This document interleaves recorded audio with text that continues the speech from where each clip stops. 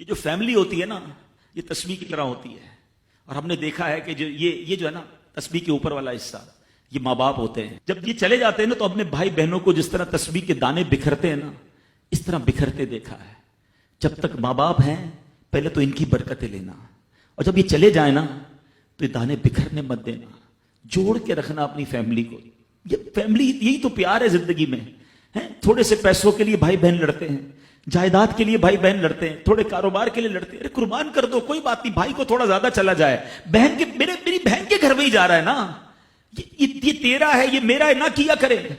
یہ گھر کی محبتیں آپ کو بہت ساری بیماریوں سے بچاتی ہیں. حدیث پاک میں آتا ہے جس کا مضمون ہے جو چاہتا ہے کہ اس کی زندگی میں اضافہ ہو جائے، عمر میں اضافہ ہو جائے، بری موت سے بچے، اسے چاہیے کہ وہ صلہ رحمی کرے. صلہ رحمی کیا ہے؟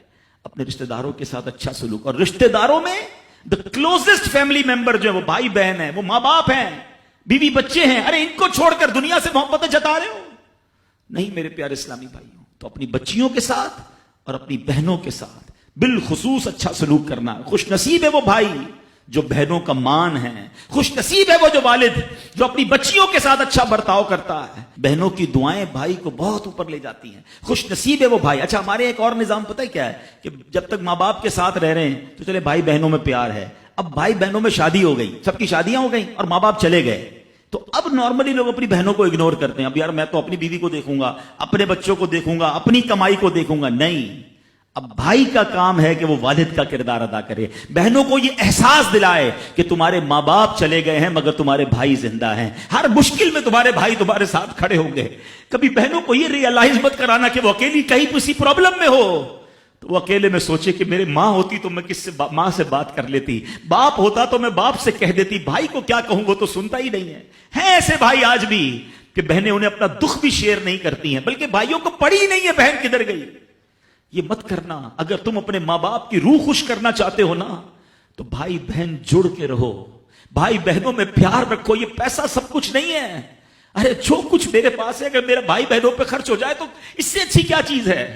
یہ یاد رکھے جو سوشل میڈیا پہ ہزاروں فرینڈ بنائے بیٹھے نا کہ میرے 5000 فرینڈ تو میرے 10,000 فرینڈ، کسی دن بستر پر پڑو گے نا اسپتال میں تو اس بستر کے کنارے تمہیں تمہارے بھائی بہن ہی نظر آئیں گے.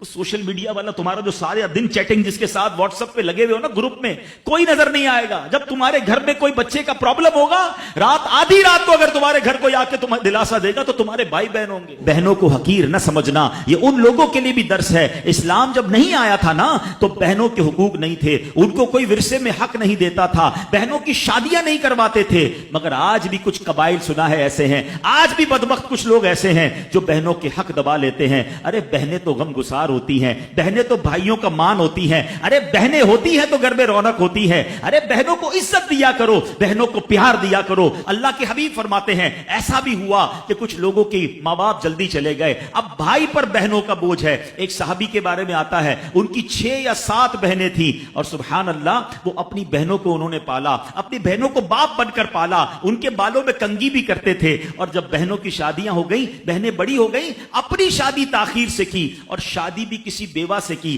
پوچھا گیا کہ کیوں بیوہ سے شادی کی؟ کہا میری بہنوں کو ایک ماں کی حاجت تھی، میں کوئی جوان لڑکی لے آتا تو بہنوں کا کیا ہوتا. اللہ اکبر، یہ صحابہ کا انداز. اور آج جو بہنوں کا حق دباتے ہیں، آج جو بہنوں کو ذلیل کرتے ہیں، نہ کرنا. ہمارا اسلام بہنوں سے محبت کا درس دیتا ہے.